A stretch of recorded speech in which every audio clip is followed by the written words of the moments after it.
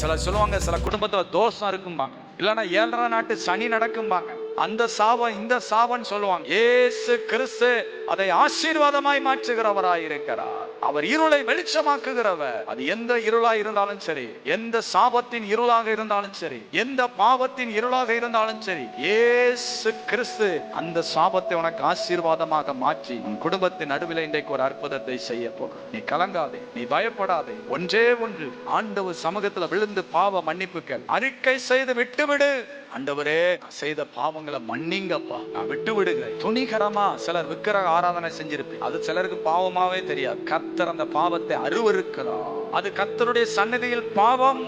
என்னை அன்றி உனக்கு வேறே கடவுள் உண்டாயிருக்க வேண்டாம். என்னை அன்றி நீ வேற யாரையும் நமஸ்கரிக்கவும் சேவிக்கவும் கூடாது. மனிதனை கடவுளாய் வணங்கி கொண்டிருக்கிறார். கர்த்தர் அதையெல்லாம் அருவருக்கிறார். அந்த அருவருப்பு எனக்கு வேண்டாம் ஆண்டவரே, இன்றைக்கு என் பாவத்தை மன்னிங்கன்னு சொல்லி அறிக்கை செய்து விட்டு விடுவாய் என்று சொன்னார். கர்த்தர் அந்த சாபத்தை உனக்கு ஆசீர்வாதமாய் மாற்ற போகிறார்.